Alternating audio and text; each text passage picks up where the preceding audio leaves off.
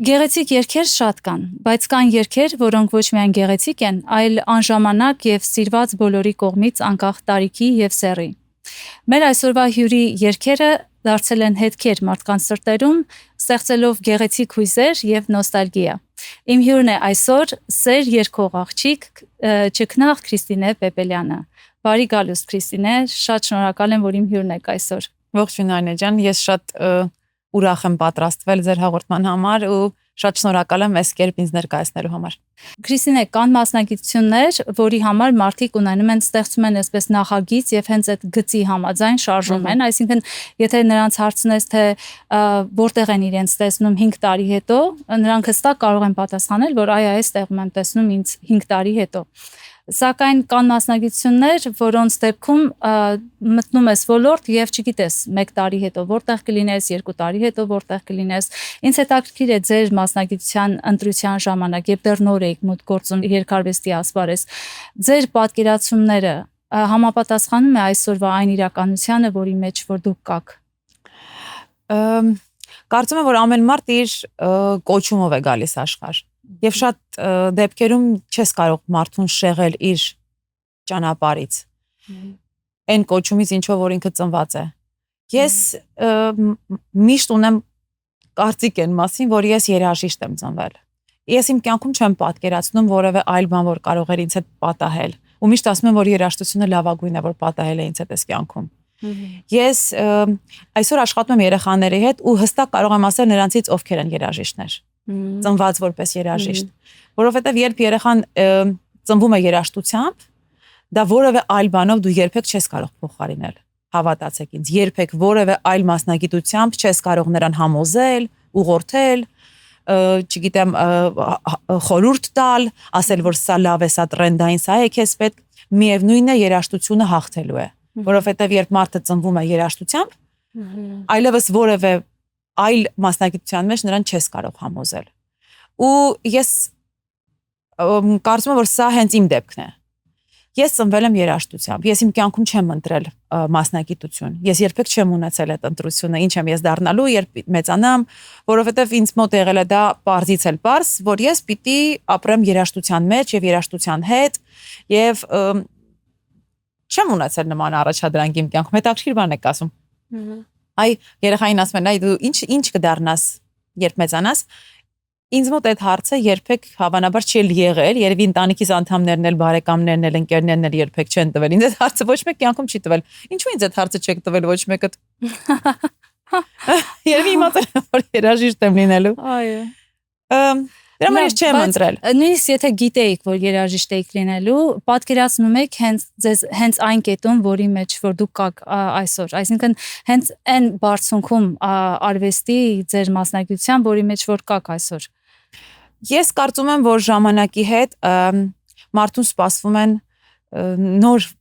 վերելքներ, նոր անկումներ, նոր տպավորություններ, հիացմունքներ ու հիասթափություններ, սա մեր կյանքի անբաժան մասն է, էլ չեմ խոսում արվեստագետի մասին։ Արվեստի մեջ ապրող մարդիկ իրենք ավելի խոցելի են, մենք երեխայի նման ենք, մեզ մոտ ամեն ինչը շատ տպավորիչ է, ամեն ինչը շատ խտացված գույներով է, մենք ամենահասարակ բանից կարող ենք ոգևորվել եւ ամենափոքր բանից կարող ենք վիրավորվել միջև հոգու խորքը։ Մենք ամեն ինչ կարող ենք տեսնել շատ խորապես եւ ընկալել մեզ շատ մոտ։ Դրա համար շատ դեպքերում ասում են, որ արվեստի մեջ ապրող մարդկանց հետ դժվար է ապրելը։ Մենք միշտ ինչ որ տեղ ենք, որտեղ ոչ մեկ չի, մենք ուրիշ տեղ ենք միշտ։ Բայց ասեմ, ոչ միայն չեմ պատկերացրել, որ ես կարող եմ լինել այստեղ, որտեղ որ կամ։ Ես երբեք չեմ էլ երազել դրա մասին։ Ես իմ ամենավառ մանկական երազանքներում նույնիսկ չէի կարող պատկերացնել, որ ես այսպիսի կյանք կարող եմ ունենալ, ինչ ունեմ այսօր։ Ու երևի հենց այդ է պատճառը, որ ես ժամանակի ընթացքում ինքս ինձ սովորեցրել եմ չկորցնել այդ զգացումը, չդարձնել այն հասարակ։ Այո։ Չդարձնել կենցաղ ու չհամարել, որ հենց այդպես էլ պիտի լիներ։ Այո։ Չպիտի լիներ այդպես։ Բայց արի ու տես, որ Աստծո կամքով եղավ։ Երևի մենք ամեն մեկս մեր ժամանակին ինչ որ տեղ պիտի հայտնվեինք, ես էլ ճիշտ ժամանակին ճիշտ տեղում հայտնվեցի։ Ու շատ դեպքերում նույնիսկ դա կապել չունի սուպեր տաղանդավոր լինելու հետ, այսօր շատ տաղանդավոր գերտաղանդավոր մարդիկ կան, ովքեր չեն կարողանում ճիշտ ժամանակին ճիշտ տեղում հայտնվել։ Հաջողությունը մեծ կապ ունի։ Այո։ Ես միգուցե շնորհալի եմ, բայց ես երբեք ինձ տաղանդավոր չեմ համարել։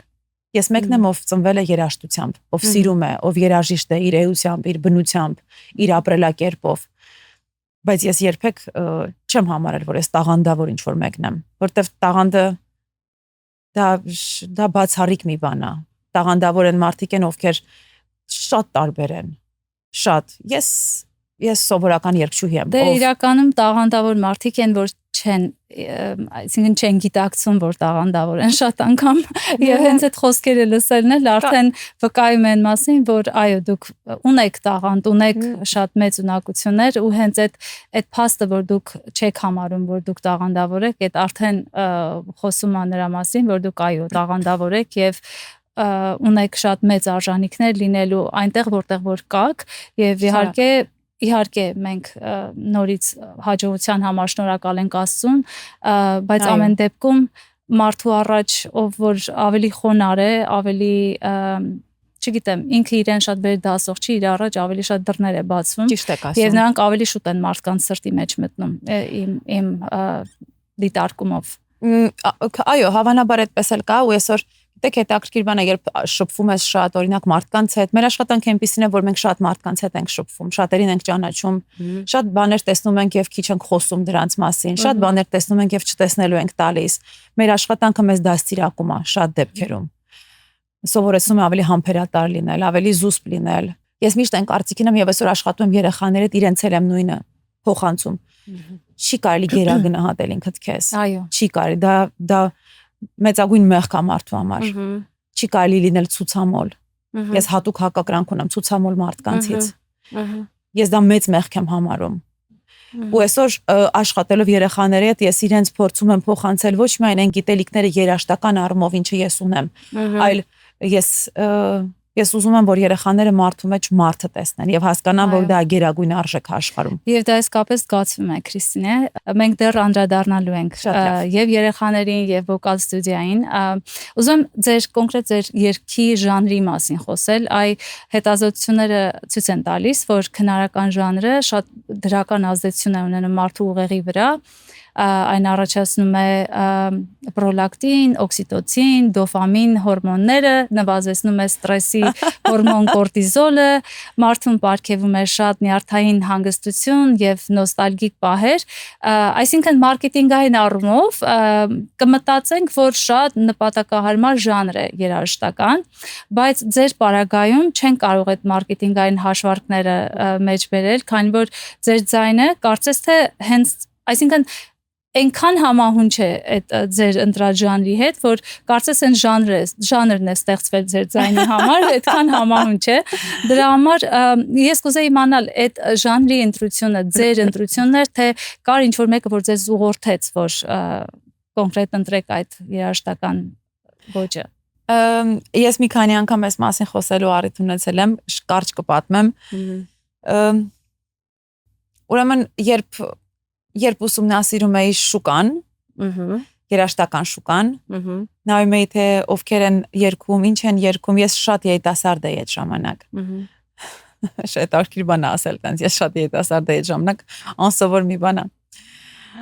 Դե այն ժամանակ երիտասարդ էի։ Ու նայում էի շուկայում թե ինչ են երգում, ովքեր կան եւ փնտրում էի լավագույններին իրենց ժանրերի մեջ։ Ես միշտ ուզում էի լավագույնների հետ համեմատվել, ես ուզում էի միշտ որ իմ քայլերը լինեն լավագույնների հետ հավասար։ Ես երբեք չէի ուզում լինել հաղթող թույլ որևէ մեկին։ Ուժեղ մարդկանց եմ սիրում, միջակներին չեմ սիրում, այնց անտեսակետ մարդկանց չեմ սիրում եւ ուզում էի փնտրել մարդկանց, ովքեր կայացած են իրենց ասելիքի, իրենց բնագավառի, իրենց գործի մեջ ու տեսնում էի, որ մենք ունենք շատ լավ արտիստներ, հայրենիք գովերքող, մեծ անուն, մեծ ձայնով գեղեցիկ, օրինակ, ասենք Շուշան Պետրոսյանը նայում էի, անում էի, թե ոնց է երգում, ինչ գեղեցիկ, ես 17-10 տարեկան էի այդ ժամանակ, դպրոցը նոր ավարտած։ Հետո տեսնում էի, օրինակ, ասենք, Նունեին էի տեսնում, ժողովրդական երգերի մեջ շատ սիրուների երգում։ Մի խոսքով, sense անուններ էին, ովքեր որ արդեն իրենց անուն այսպես ոսկե տառերով գրել են հայկական շուկայի մեջ, երաժշտական։ Հետո տեսա, որ այստեղ մի հատ sense բաց կա հետաքրքիր, որը որ ախր ոնց որ ինձ սпасեր։ Այո։ Այդ հարթակը, այդ բացը ինձ էր սпасում, ասում էր Պեպելյան, որտեղ ես դու։ Արի։ Եվ տեսա, որ մենք սեր երկող աղջիկ չունենք։ Օրինակ մենք ունեինք Հայկոին, ով սեր երկող ռոմանս երկող Հայկոն, ու ես հասկացա, որ մենք սեր երկող աղջիկը բացակայում է այդ ցուցակից։ Ու դա շատ մոտ էր ինձ, շատ իմ բնությանը մոտ էր, իմ երաշտական մաներային մոտ էր, իմ ասելիքին մոտ էր, իմ շարժուձևին մոտ էր, ու ես հասկացա, որ այստեղ եկավ այդ սիգնալը վերևից, որ ես գտա ինձ, ես ինձ գտա, ես հասկացա, որ ես պիտի լինեմ այն մեկը, ով սեր պիտի երկի մարդկանց։ Ու ինչ լավ է եկա հաստատուն քայլերով, շատ շատ լավ է կարել։ Ուրեմն 2006-ից 2008 թվականները ես եւ ընկերուհիս միասին 2 տարի տենց ամեն օր միասին գնում ենք համալսարան գալիս իր մեքենայով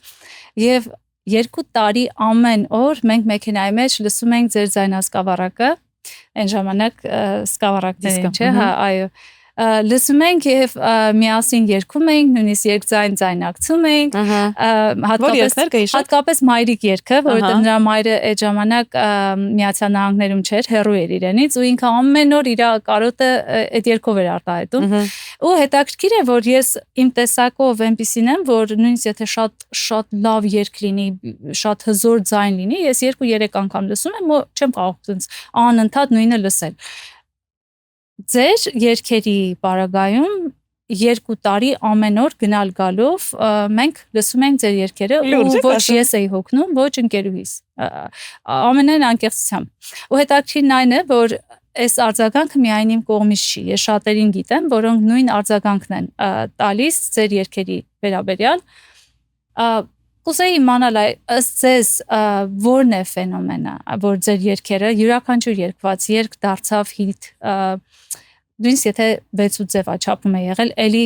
հիթ է դարձել, այսինքն ինչն է, որն է ֆենոմենը, արդեն ոճի մասին խոսեցինք, բայց պետք է ինչ-որ մի ուրիշ բան էլ լինի դրա հետ։ Չկա ոչ մի բան։ Օրինակ ես մտածում եմ, որ որքան էլ որ երգերը գեղեցիկ լինեն, պետք է նաև արտիստը շատ սիրվի ժողովրդի կողմից, այսինքն երկուսն էլ կա չէ, որ երգը մոտեցնում է արտիստին ժողովրդին, կա որ արտիստը մոտեցնում է երգը ժողովրդին։ Կասեմ, որ նա բանաձև է։ Այստեղ կարևորը այդ էմոցիան, ես միշտ այն կարծիքին եմ, որ մենք երգողներով, երգիչներով ավելի կոնկրետ։ Երգիչը կամուրջա հանդիսատեսի եւ հեղինակի միջև։ Որովհետև մենք ենք կապում այդ երկուսին իրար։ Այո։ Հեղինակի խոսքը վերցնում ես, որ հասցնես հանդիսատեսին, ու մենք դառնում ենք կամուրջը այդ երկուսի։ Ու մենք շատ կարևոր է առաջադրանքը այստեղ երգչի համար, որովհետև դու պիտի կարողանաս ոչ միայն հեղինակի էմոցիաներն ու ասելիքը տեղ հասցնես, այլ նաև քոնը ավելացնելով չփչացնես նրա ասելիքը։ Սա շատ կարևոր բան է, որովհետև սա մարդու էմոցիան է, որը ստեղծել է այդ երգը, որը գրել է, ապրումներ է ունեցել եւ իր հոգին ու միտքն է դրել այդ ամեն ինչի մեջ եւ վստահել է քեզ, բայց դու չպիտի փչացնես դա։ Բայց դու ուզես թե չուզես քոնը պիտի ավելացնես այդտեղ։ Ես չեմ կարող երգել միայն այն ինչ որ զգացել է հեղինակը, չէ՞ որ ես ինքս պիտի ապրեմ դա։ Այո։ Ու այստեղ շատ կարևոր մի հատ սահման կա, որը դու ոչ պիտի անցնես, որ չփչացնես։ Ոչ էլ կարող ես չանցնել։ Սա շատ կարևոր նյուանս է։ Մեր նոր սկսող երիտասարդ կատարողներից շատերը պետք է հասկանան, որ սա զգուշ լինելու մասին չի, բայց ուշադիր լինելու մասին է։ Դու պետք է կարողանաս քո հոգին տալ այդ գործին, բայց չփչացնել, չկորցնել նաև հեղինակինը։ Այնքան լավ բան ասեցիք, որ արտիստը կապում է ժողովրդին հեղինակների հետ։ Օրինակ ես նկատում եմ, որ երգարվեստի մեջ, երբ երգը շատ լավն է լինում եւ տեղ է հասնում մարդկանց, մարդիկ երգը սովորում են, տարածվում է, երգչին ավելի են գնահատում, սիրում այդ երգի պատճառով, որովհետեւ երգը երբեմն ինքը երգիչն է երգը հայտնի դարձնում, երբեմն երգն է երգչին հայտնի դարձնում, բայց ցավոք սրտի երբեմն հեղինակները ստվերում են մնում երգարվեստի մեջ, եւ ես այնքան մեծ հարգանք եմ տածում այն երգիչ երգչուհիների համար, որ լուսաբանում են իրենց հեղինակներին, որովհետև մեր իրականության մեջ մենք տեսնում ենք, որ կոմպոզիտորները, հեղինակները եւ այլն նրանք ավելի հայտնի են դառնում, երբ ել չեն լինում, այսինքն մահանում են, հետո նոր ինչ որ ժամանակ իմանում են, որ այսինչ երգը գրել է, այսինչ անձնավորություն, ու նույնիսկ մարդիկ գաղափար չունեն, թե ով է այդ մարդը, կենթանության օրոք ծանոթ չեն եղել։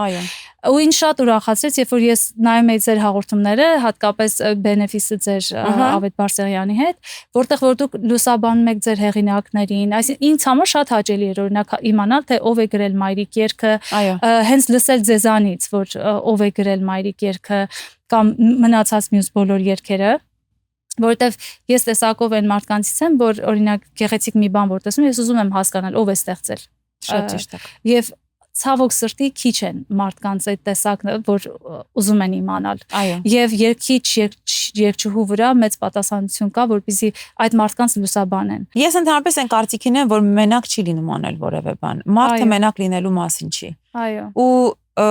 մեր աշխատանքի մեջ չկան կարևոր ու երկրորդական մարդիկ։ Ես երբեք այն կարծիքին չեմ, որ կուլիսներում կանգնած որևէ տեխնիկ կամ որևէ բանվոր կամ որևէ, չգիտեմ, օպերատոր կլինի, մարդ ով չի երևում կադրում։ Ես այն կարծիքին չեմ, որ ինքը երկրորդական է։ Ես երբեք այն կարծիքին չեմ, որ միայն արտիստի ու լույսերի տակ կանգնած մարդու մասին է այդ աշխատանքը։ Դա այդպես չի, որովհետև նույն հեղինակները մեր կյանքի ամենակարևոր արժեքներն են մեզ տալիս շատ դեպքերում, որովհետև օրինակ կան երգեր, որոնք կարող են մտածելակերպ, կյանք, կենսագրություն փոխել։ Կենսագրությունդ կարող է փոխվի այդ երգերից։ Եվ ամենահասարակ օրինակ այսօր խոսեցինք Մայրիկի մասին, օրինակ Մայրիկի օրինակով Մայրիկ երգի իմ կենսագրությունը փոխել է։ Հետաքրքիր բան է, իսկապես այդպես է։ Եվ շատ երանելի զգացում է, երբ դու օրինակ կարող ես երգել երգը եւ հաջորդ ֆրազից մարդիկ կարող են դա շարունակել։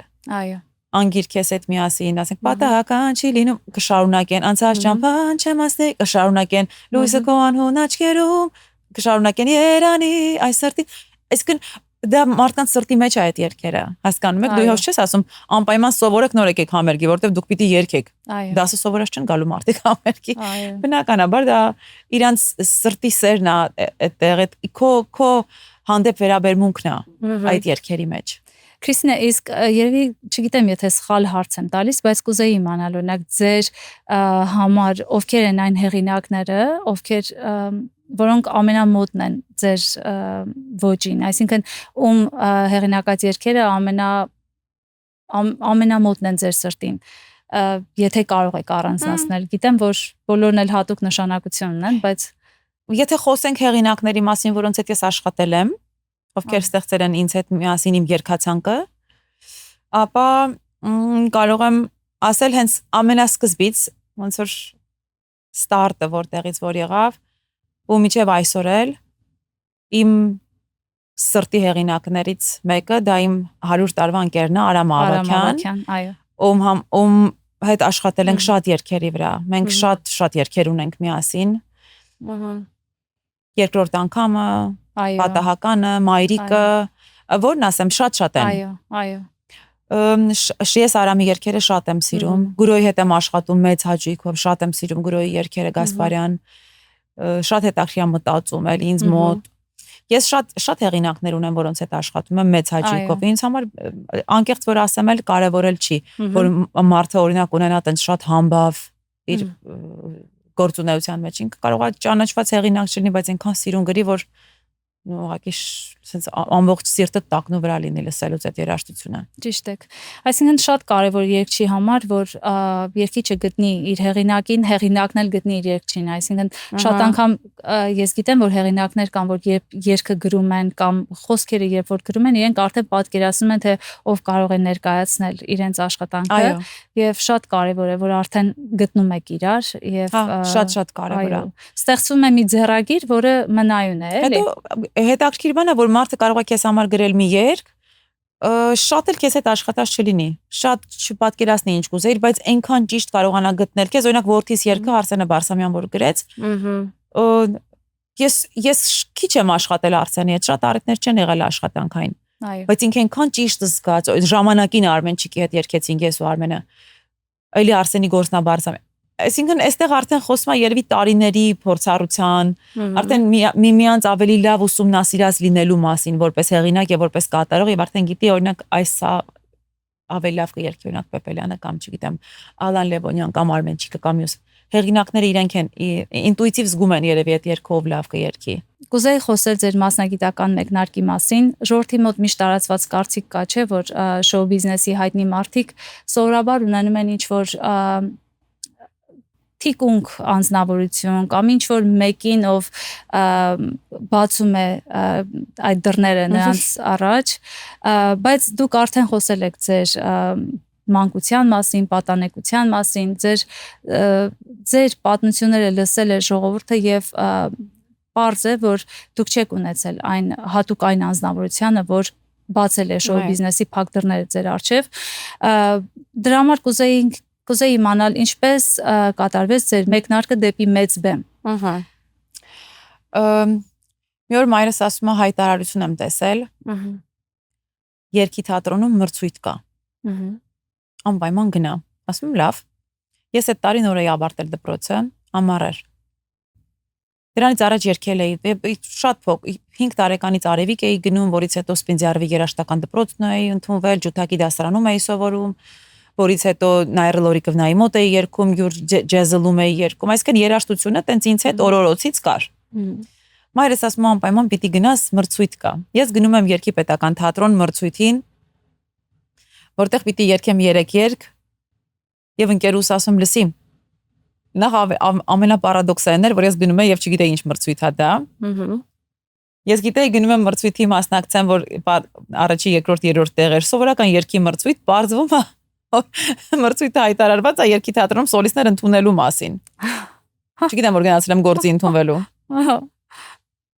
Մի խոսքով գնում եմ, ընկերուս ասում եմ անպայման կգաս հետս, երկուսով գնում ենք, ասեմ հենց որ ես կերկեմ, բարձր ծափ կտաս։ Ասում եմ լավ, ասում ուժեղ, որ բոլորը լսեն, եղավ, ասում եմ լավ։ Հիմա բոլորին երգացնում է Գրիգորիչն նստած, ժուրիներ կան նստած 3 երգ պիտի ներկայացնեն, բոլորը երգում են, մի երգ իջնում են, հաջորդը, առաջի երգը երգեցի, ասեց երկրորդ երգը երգի, երկրորդ երգը երգեցի, ասեց երրորդ երգը երգի, ասեցի, բայց ինչի ոչ մեկ չերգեց 3 երգ, հենց ես պիտի երգեմ 3 երգ, ասեց երգի երրորդ երգը, սպոյ, ասեցի լավ, վերջը երգեցի, ու ընդունվեցինք ես, Արսեն Սաֆարյանը, եւ Լիլիթ անունով մի աղջիկ կա տաղանդավոր հեղինակ էր։ Հիմա չի երգում ոնց որ թե։ Մի խոսքով 3 հոգով ընդունվեցին Երգի թատրոն աշխատանքի անտեղյակ, նույնիսկ տեղյակ չենք, որ գործի ենք ընդունվել։ Գիտեի պիտի ասեմ, որ երրորդ տեղն ենք գրավել գանք տուն։ Ու այդպես սկսվեց իմ առաջին այդ մեծ կյանքը, կարող եմ ասել։ Դա արդեն մեծ կյանք էր, որովհետեւ ես ավարտել էի դպրոցը, ես ընդունվեցի Երգի պետական թատրոն, որտեղ իմ տարիքի որևէ մեկը չկար, եւ որտեղ ես ամենափոքրն էի, այնտեղ դեռ աշխատում էին Անահիտ Մանուկյանը, Անահիտ Շարյանը, Աշոտ Հախեյանը, Ֆորշը, Վարդուհին Վարդանյան, մի խոսքով ես մի 17 տարեկան դպրոցի ատեստատը հենց նոր ստացած, ինչ որ մեկը հայտնվեց իրանց մեջ։ Ու այդպես սկսվեց ոնց որ իմ նոր կյանքը, որտեղ որ ամեն ինչ այլ էր, որտեղ ես եւ ամենափոքրն եմ եւ ամենասիրված ես դեպքում, որտեղ ինձ բոլորը ոնց որ այսպես երես էին տալիս։ Շատ բաների լրջություն չէի հասկանում։ Իսկապես չէի հասկանում, որտեղ ես իմ այդ դպրոցական այդ թեթև ուսանողական կյանքի սկիզբ պիտի լիներ, այդպես այդ դա գլխիս մեջ եկել էի աշխատելու Արտուր Գրիգորյանի հետ։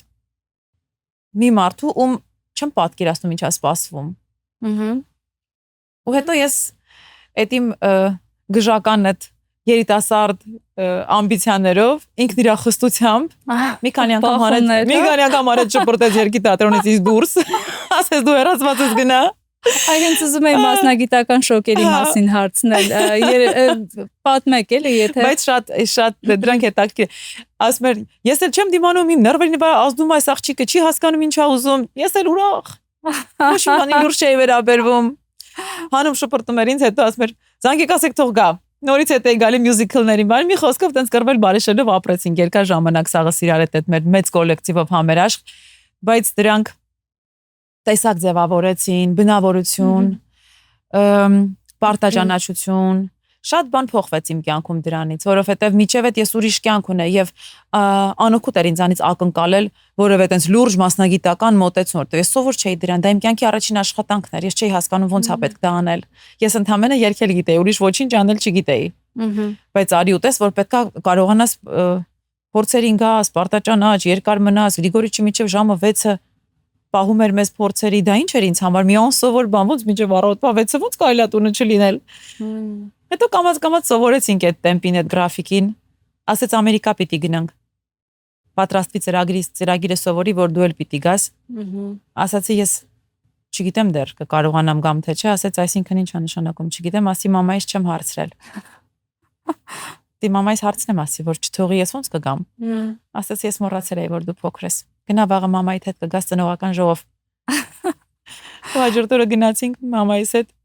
Ասեց դուք մի անհանգստացեք, ես իրան իմ աղջիկապես կտանեմ եւ ապահով հետ կբերեմ։ Քրիստինա, իսկ կային եղել է այլ մասնագիտական շոկեր, որ իսկապես չէիք սպասում, բայց բախվեցիք այդ երևույթներին, թե ավելի փոքր երևույթներ էին այդպեսի։ Կխափեմ, որ ինչ որ բաներ ասեմ, եղել են կամ ինչ որ բան փորձեմ հորինեմ։ Չեն եղել, տենց հատուկ բաներ չեն եղել։ Ես հավանաբար ես իմ բնավորությամբ այնպեսին եմ, որ շատ պատրաստված եմ իրադարձություններին եւ երևույթներին եւ տարբեր տեսակի տենց շոկերին։ Էդ էլ գալիս է նրանից, որ մանկության տարիներին էլ շատ բաների միջով ես անցնում, շատ բաներ տեսնում ես ու հետո արդեն հավանաբար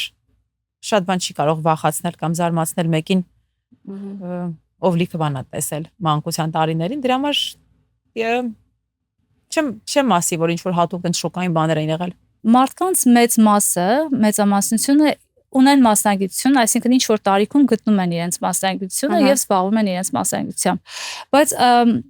շատերը չեն, որ փնտրում են բացահայտելու, թե որն է իրենց երկրային առաքելությունը։ Ինձ հետաքրքիր է դուք արդեն բացահայտել եք որն է ձեր երկրային հոգևոր առաքելությունը եւ արդյոք երգը եւ երաժշտությունը ձեզ ավելի է մոտեցնում այդ առաքելությանը։ Ես այն կարծիքին եմ, որ աշխարհում շատ մասնագիտություններ կան, օրինակ, որոնք կարող են հետաքրքրել ինձ։ Ես շատ սիրում եմ հոգեբանությունը, միգուցե եւ կարողանայի լավ հոգեբան դառնալ, եթե սովորեի, կամ կարողա չդառնայի, չգիտեմ, բայց շատ եմ սիրում ուսումնասիրել մարդուն։ Կարծում եմ, որ որպես մանկավարժ շատ դեպքերում կարողանում եմ իրագործել իմ միսիան։ Միգուցե եւ ես որ ասում 40 տարվա մանկավարժ չեմ, բայց երեխաների հետ շատ հաճույքով եմ աշխատում։ Իսկ նրանց հետ չես կարող աշխատել, եթե չսիրես իրենց։ Երեխաներին պարտադիր է սիրել, եթե դու աշխատում ես իրենց հետ։ Այլապես իրանք չեն կարող քեզ համար աշխատանք դառնալ։ Կարծում եմ, որ մեծագույն առաքելությունը, որը որ կա ինձ համար, որը ես կարողանում եմ քիչ թե շատ տալ, դա սերն է։ Ես ամեն բան սիրով եմ անում։ Ես իմ կյանքում կարողացել եմ հասնել նրան, որ որևէ ստիպված բան չեմ անում։ Միգուցե դա բնավորության հարց է, բայց ես ստիպված չեմ շփվում մարդկանց հետ։ Ես ստիպված չեմ գնում տեղեր, եթե չեմ ուզում գնալ։ Ես ստիպված չեմ ընդունում հրավերներ։ Ես չեմ անում որևէ բան, եթե չեմ ուզում։ Դա բնավորության հարց էլ կա, բայց միգուցե եւ կարողանում ես ժամանակի ընթացքում քեզ դաստիարակել այդպես, որ պիտի ազնիվ լինես։ Իմ կյանքում ստիպված հարաբերություններ չկան։ Եվ կարծում եմ մեծագույն նվաճումներից մեկը իմ կյանքում նաև դա է։ Երբ ես ունեմ հնարավորություն բարեբախտաբար անել են ինչ որ ես ուզում եմ եւ չանել այն ինչ որ ես չեմ ուզում։ Եվ դա բացարձակ կամակորության մասին չի։ Այո։ Եվ ոչ էլ մեծամտության մասին է։ Սա ազնվության մասին է։ Այո։ Ես ուղղակի հենց այնպես չեմ շփվում մարդկանց հետ, որովհետեւ իրենք պետք են, որովհետեւ ունեն սա, այն, պաշտոն, մյուս, երրորդ, ինձ բացարձակ դրանք հետաքրքիր չեն։ Ես սիրում եմ մարդուն։ Ես մարդու հետ եմ սիրում շփվել։ Այո։ Ու կարծում եմ, որ որպես առաքելություն, որպես միսիա կարող եմ ասել, որ նաև ամենակարևոր առաքելություններից մեկը ես կարողանում եմ այսօր իրագործել երեխաների հետ աշխատելով եւ սեր տալ իրանց եւ իրանցից սեր ստանալով։ Այո։ Դժվար աշխատանք է ուսուցչի աշխատանքը։ Այո։ Շատ դժվար։ Շատերը չեն պատկերացնում։ բայց դա ոտքից գլուխ սերա։ Հաստատ կարող եմ ասել։ Հրաշալի է։ Քրիստինե, դուք երևի թե առաջիններից եք, եթե ոչ առաջինը, որ այսպես բաց խոսեցիք ձեր մանկության դժվար տարիների մասին, ուրախ մանկության, բայց դժվար պայմանների մասին։ Այդ ժամանակ սովորաբար շոու բիզնեսի հայտնի մարդիկ փորձում են ավելի իդեալական պատմություններ, ավելի իդեալական իմիջով դուրս գալ մարդկանց առաջ եւ այլն։ Ինձ համար այսպես հաճելիորեն զարմացա, երբ տեսա, որ դուք ինչքան բաց եւ ազնիվ խոսեցիք ձեր դժվարությունների, ֆինանսական դժվարությունների մասին եւ այդ թափանցիկությունն ու խոցելիությունը ինչ տվեց ձեզ, արդյոք զգացիք, որ ավելի գնահատվեցիք եւ սիրվեցիք, թեպետ գիտեմ, որ դա չէր դրդապատճառը ձեր ազնության, բայց չզգացիք արդյոք, որ դա ձեզ ավելի մոտեցրեց ձեր հանդիսատեսին եւ ավելի սիրվեցիք դուք դրանից հետո։ Ճիշտ եք ասում, Նանե ջան, այո, ես առաջինն էի, ով խոսեց։ Ես երբեք չեմ ունեցել կոմպլեքսներ այդ առումով, թե ինչու ինչ որ մեկի կյանքը դասավորվեց այնպես, իմս ուրիշ սև։ Ես շատ ուրախ երեխա եմ եղել, տոն երեխա եմ եղել ու ինձ որևէ երբ չի անհանգստացրել իմ որևէ բան չունենալը, իսկ ինչ որ մեկի ունենալը, անկեղծ եմ ասում։ Բայց ես այն կարծիքին եմ, որ չի կարելի հորինել պատմություններ եւ ինչ որ միֆեր հորինել քո մասին, որոնք որ ընդհանրապես որևէ աղերս չունեն քեզ հետ։ Ու որովհետեւ դու տենց ես պատկերացնում, այ տենց կուզեիր որ լիներ, բայց իրականությունը այլ է։ Մարդիկ ունեն իրականություն, մենք ունենք կյանք, ունենք իրականություն, որոնցից որ մենք չենք կարող գնալ որևէ այլ տեղ, չենք կարող փախչել։ Դա է մեր կյանքը։ Մենք դրա մեջ ենք ապրել։ Ի վերջո բոլորին կարող ես խաբել, բայց ինքդ քեզ չես կարող խաբել։ Ու չեմ տեսնում որևէ անհարմար բան, երբ ասես որ այո, իմ կյանքում եղել են դժվարություններ։ Ուրախության հետ զուգահեռ եղել են նաև դժվարություններ։ Բայց դա մեծացրել է այն երեխային, որը եղել եմ ես։ Մեծացրել է այն կնոջը, որը կամ այսօր ես։ Մեծացրել է այն մորը, որը այսօր ես դասիրակում եմ իմ տղային։ Այո։ Դա տեսակ է ձևավորում։ Ես դա չեմ արել որևէ մեկին մոտ լինելու համար։ Այո։ Կամ օրինակ կարեկցանք առաջացնելու համար, կամ օրինակ ավելի շատ սեր վայելելու համար։ Բացարձակ բոլորովին։ Ես երբեք չէի կարող այդքան հեռանկար լինել եւ Դե հետո հանդիսատեսը դա զգում է, գիտեք, երբ որ դա արվում է հատուկ նպատակով, որ ավելի կարեկցանք կամ ինչ որ ավելի հայտնիություն լինի, դա զգում են դիմացից, որ ինչի համար է արվում։ Ձեր պարագայում բացարձակ անկեղծություն էր եւ Նայինե ջան, երևի հիմա կարող է տարիներ հետո հիմա դրանք ավելի տրենդային են դարձել այդ պատմությունները, ես չգիտեմ ինչա։ Բայց այն ժամանակ ես այնքան հեռատես չէի կարող լինել, որ մտածեի ինչ որ Ես դրա համար նշեցի այդ ամենադժվար տարիներին այդ կոմպլեքսը կար մարդկանց մոտ, որ ավելի իդեալական երևային, ավելի ամեն ինչ բանավան շոու բիզնեսի ասպարեզում։ Հետաքրքիր բան ասեմ ավելին, հիմա մարդիկ իրանց չեղած պատմություններ են ստեղծում որպես դժվարություն, որպեսզի ինչ որ կարեկցանք առաջացնեն մարդկանց մոտ։ Բայց մենք մարդկանց մեջ ենք ապրում։ Մարդիկ լավ են տեսնում, մենք չէ որ մանկություն ունենք, հարևաններ ունենք, դպրոց ենք գնացել, դասընկերներ, ուսուցիչներ, դու չես կարող կենսագրություն հորինել քեզ համար, դեպս չի լինում։ Միևնույն է, հարուստներ աշխարհում մարդիկ եւ բարձր հուզական ինտելեկտ ունեցող մարդիկ, ինչ իրավիճակներով էլ կյանքի անցնում են, լավ թե վատ կապ չունի, ամեն ինչից, այսպես անգլերեն ասած stepping stone են դարձում, աստիճանի քար են դարձնում եւ իրենց անձնական աճին են նպաստում տվյալ իրավիճակները եւ հենց այդ համատեքստում կուզեի իմանալ, օրինակ, ինչ տվեց ձեր կյանքի դժվարությունները, որի համար դուք մինչ օրս անսահման շնորհակալ եք կյանքին։ Իմ կյանքի դժվարությունները ինձ տվեց համբերություն, ինձ հավատ տվեց այն մասին, որ կյանքում ամեն բան փոխվում է, որ ոչինչ հավերժ չի ես երկնքի տակ։ Ինձ բնավորություն տվեց, ինձ տվեց աշխատասիրություն, պունկտուալություն, նպատակներ տվեց, երազանքներ, որոնց պիտի հասնես։ Ես հավանաբար եղել եմ այսօր ես աշխատելով երեխեքի հետ տեսնում եմ, որ օրինակ կան երեխաներ, որոնց անես նկատողություն եւ ասես որ ինչ որ բան վատ է, ինքը կվերջանա, վերջ, ինքը չի անի որևէ բան, դա իրան թևեր չի տա, ստիմուլ չի տա ինչ որ բան անելու։ Եվ կան հակառակ տեսակի երեխաներ, եթե ասես կոմոդ չի ստացվի, ինքը ավելին կանի։ Ինքը կանի ի հեճուկս քեզ։ Ինքը կանի ապացուցելու որ դու սխալ ես եղել։ Միգուցե ես այդ տարբերակի մեջ եմ, ես այդ կատեգորիայի մեջ եմ եղել։ Ես միշտ այն կարծիքին եմ եղել, որ չի կարող որևէ մեկը իմ հնարավորությունները կամ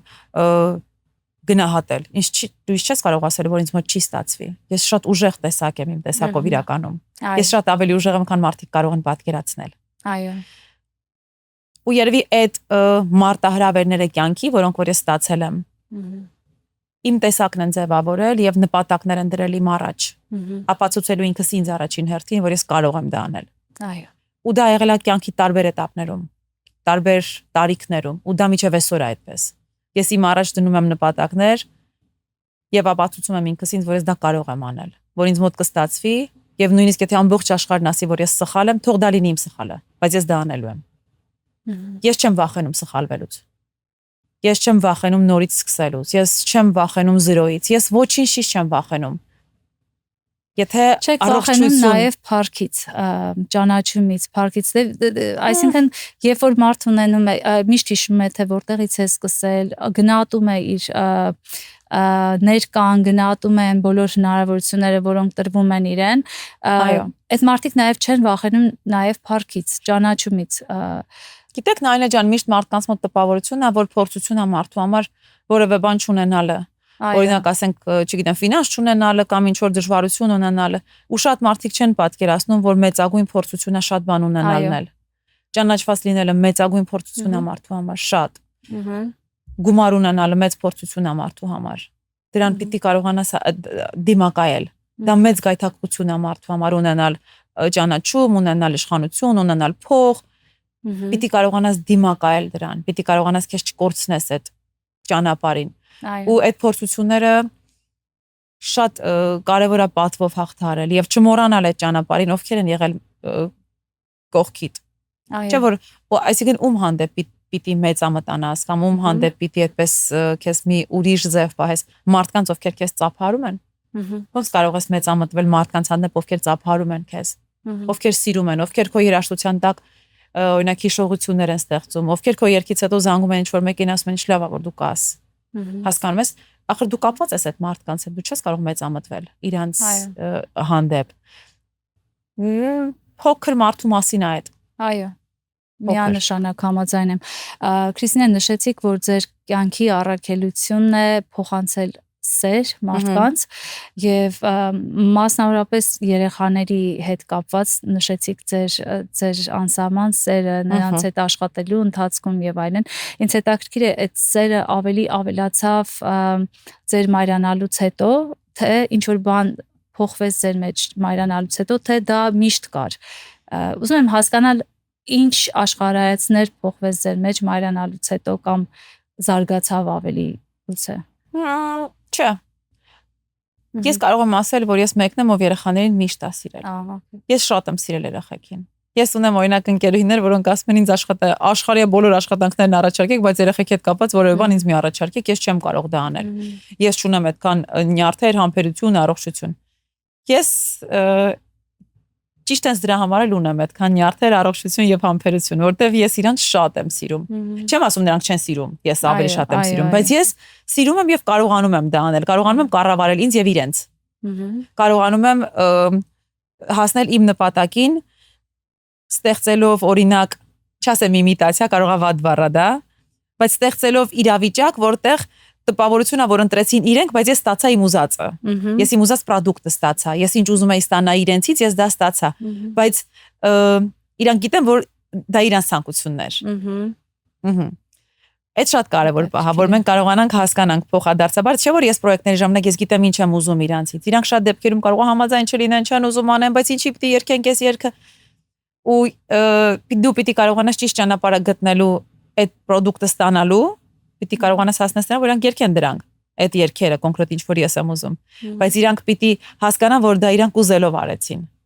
Այդ ճանապարհը դժվար ճանապարհ է, որը դու պիտի կարողանաս անցնես երեխաների հետ։ Արեգից հետո կարող է ես ավելի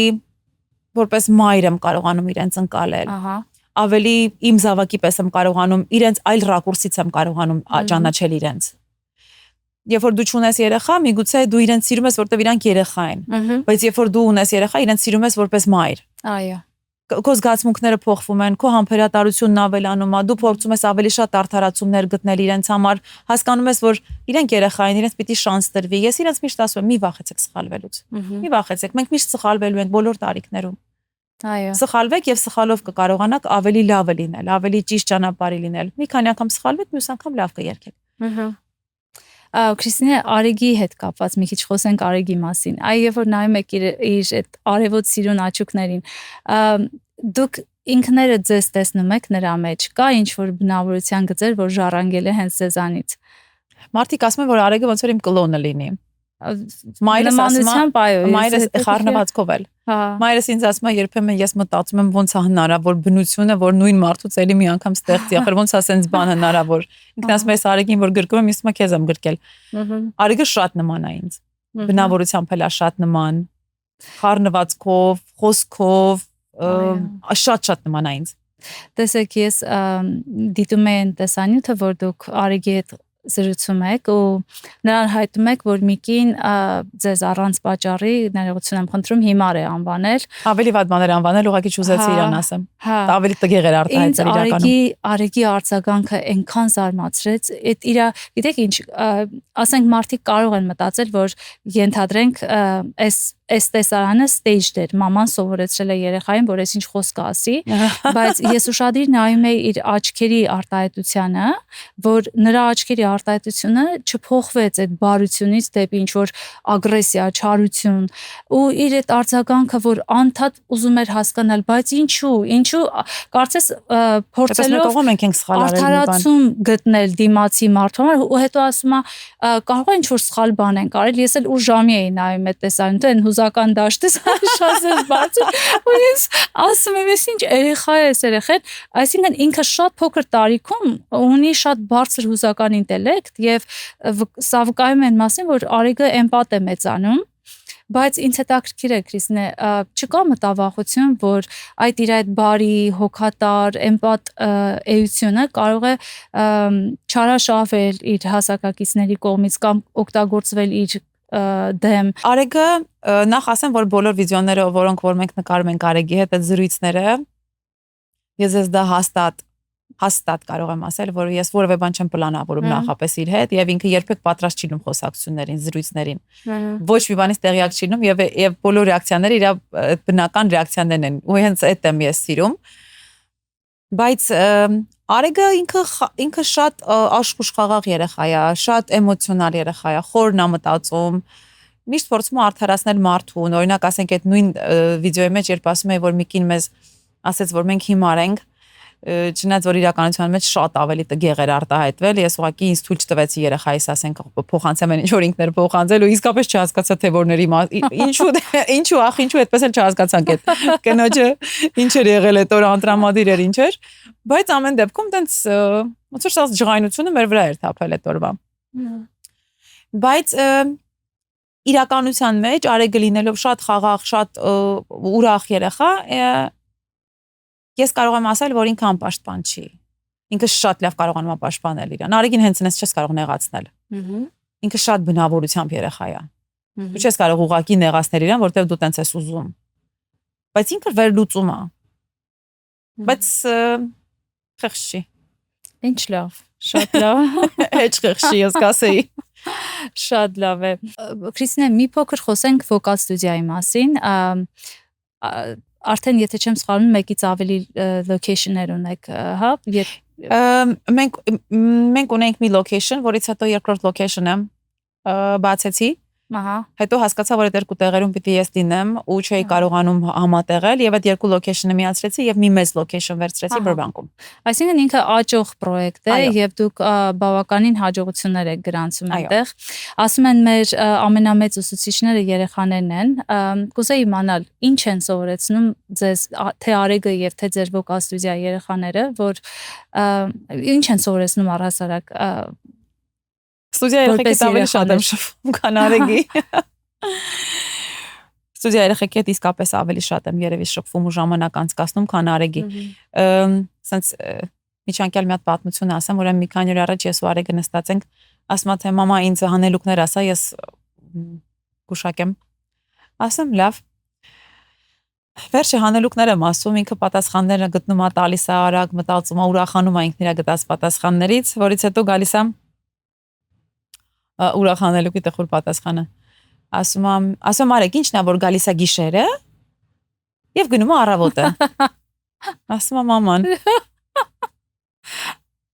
Որտեղ ես հասկանում եմ, որ ես բախվում եմ դառը իրականությանն իր, որտեղ մաման ճիշտ ինքը չի մտածում, որ դա Լուսինն է օրինակ։ Ասում է մաման։ Դե այդտեղ sense մի հատ շատ ալ-կարմիր մի հատ դրոշակ վառվեց իմ գլխի մեջ, այն որ ասում եմ sense թափարեց այդ red flag-ը։ Բայց հա, իրականում ես երեխեքի հետ ստուդիայի ավելի շատ եմ ժամանակ անցկացնում։ Ախր այնքան բան կա սովորելու։ Երեխեքիս միշտ ասում եմ երեխեք պատկերացնում եք ինչ լավ կլիներ ապրել են աշխարհում, որտեղ բոլոր երկրները երեխեք կղեկավարեին։ Ինչ լավ կլիներ, չի ասեմ, ինչ խաղաղ աշխարհ կունենայինք մենք, որտեղ բոլոր երկրների ղեկավարները երեխաներ լինեին։ Չէ՞ որ ոչ մի երեխա պատերազմ չէր ուզի։ Խաղաղ աշխարհ կունենայինք, ասեմ, բոլոր երեխեքը ինչ են ուզում, ուրախություն։ Բայց հենց այդ մտքի վրա ես լսել էի ձեր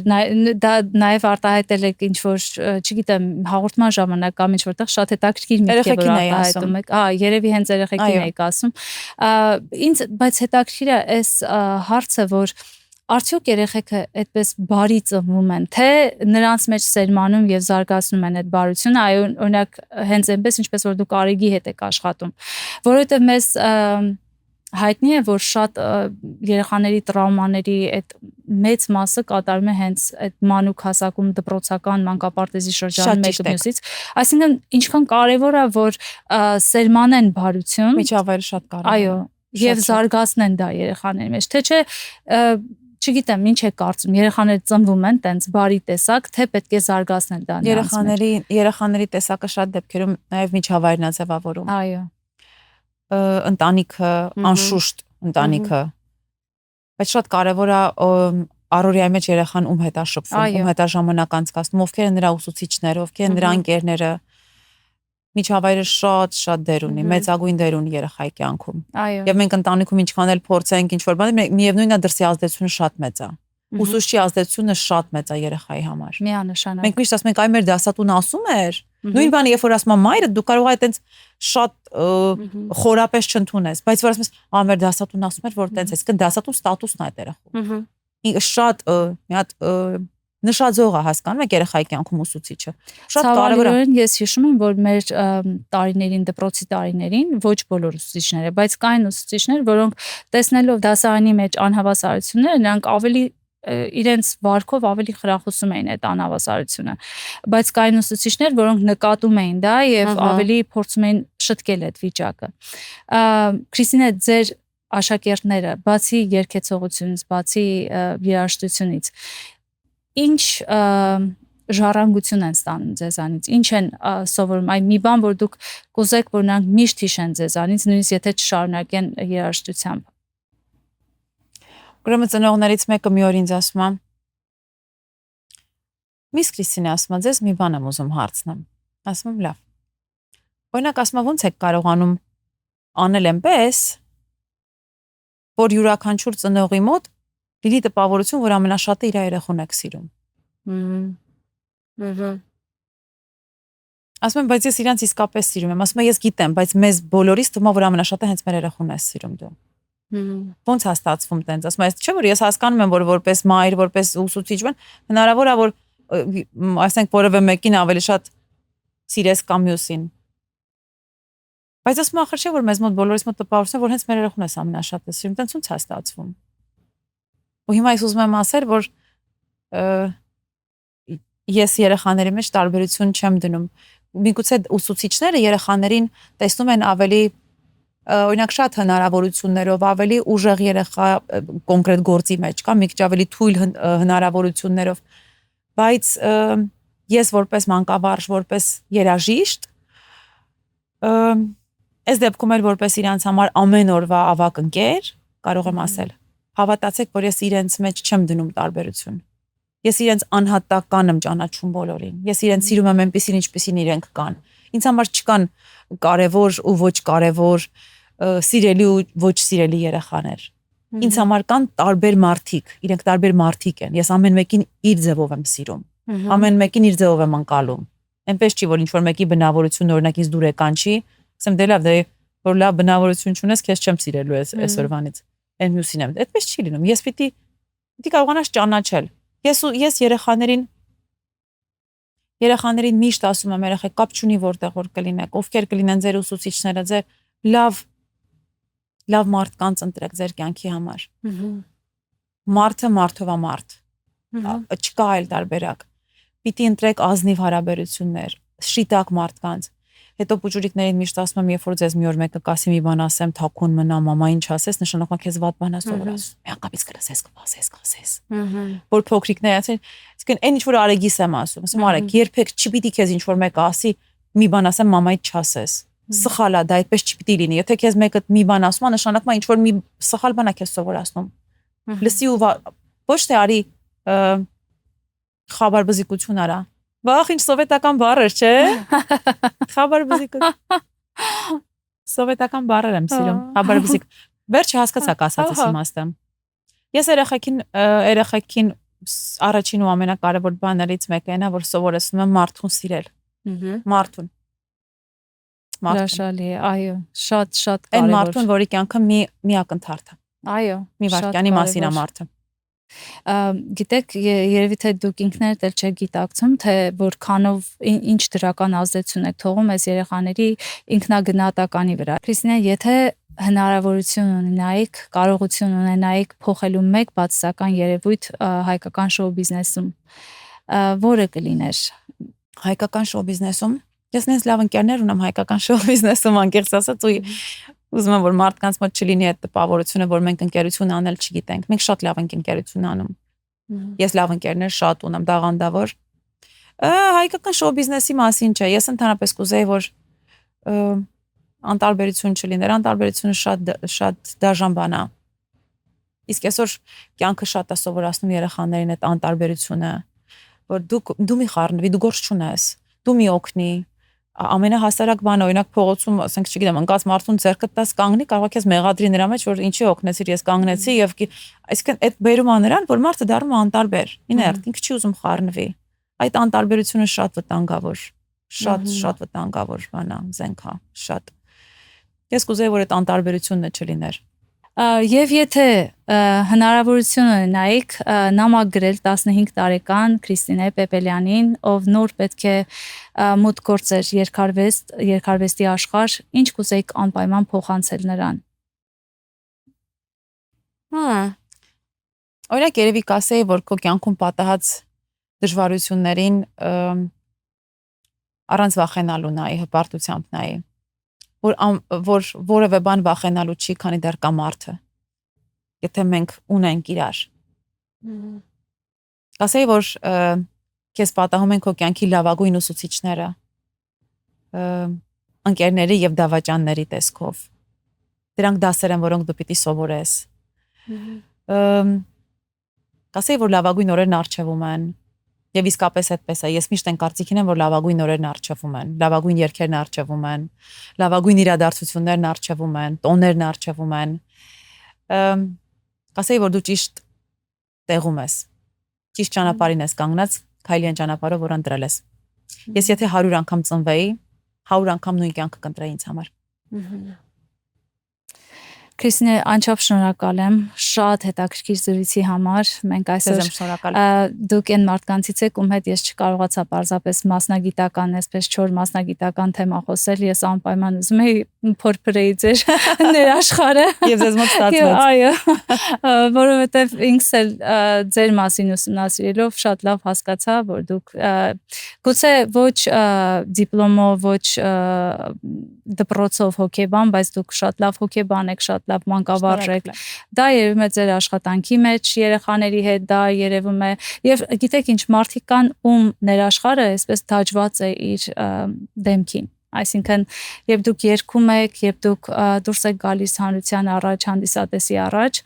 դա զգացում է, այնինչ որ դուք մտածում եք, այն գեղեցկությունը, որ կա ձեր մեջ, դա դաջված է ձեր։ Ես հաջողություններից այդքան լավ չեմ անկեղծ ասած։ Լավ եք, շատ լավ եք։ Չէ, բայց սա իրականություն է, սա իսկապես իրականություն է, որովհետև դա երևում է եւ ես ուրախ եմ, որ մինչ օրս եւ դեռ շատ տարիներ ձեր հանդիսատեսը ձեզ շատ գնահատելու եւ սիրելու է։ Ես մաղթում եմ ձեզ մեծ հաջողություններ, թե կյանքում, թե բեմի վրա եւ թող ձեր տեսակը թող շարունակվի ձեր զավակի շնորհիվ, ձեր ստուդենտների, աշակերտների շնորհիվ, թող մենք տեսնենք շատ Պեպելյանչիկներ, ինչպես երեխեքն ասում, ասում են պեպելյանչիկներն են։ Այո, դա պեպելյանչիկները շատ լավ խոսք է։ Իրանք են ասում պեպելյանչիկները։ Շատ լավ խոսք է։ Եվ ես նաեւ շնորհակալ եմ մեր դիտորդներին, որ մեզ հետ եք այս րոպեների ընթացքում։ Մի մոռացեք բաժանորդագրվել մեր YouTube-յան ալիքին, որպեսզի բաց չթողնեք ահա այսպիսի հետաքրքիր զրույցներ։ Ձեզ եմ շնորհակալ այսօրվա համար։ Հարցազրույց ժանրը ինքն իրենով շատ հետաքրքիր է, բայց այս շրջանում կարող եմ ասել, որ այնքան միանման են բոլոր հարցազրույցները դարձել, որ այստեղ ինձ համար sense մի ակնթարթի պես անցավ։ Ես շատ տպավորված եմ գնալու այսօրվա ձեր հարցազրույցից եւ տաղավարից։ Ես շնորհակալ եմ հրավերի համար։ Հուսամ, որ հեռուստադիտողը եւս չի ձանձրանա ճիշտ այնպես, ինչպես մենք չձանձրացանք այս րոպեների ընթացքում։ Շնորհակալ եմ շատ։ Անչափ ուրախ եմ եւ կրկին շնորհակալ եմ։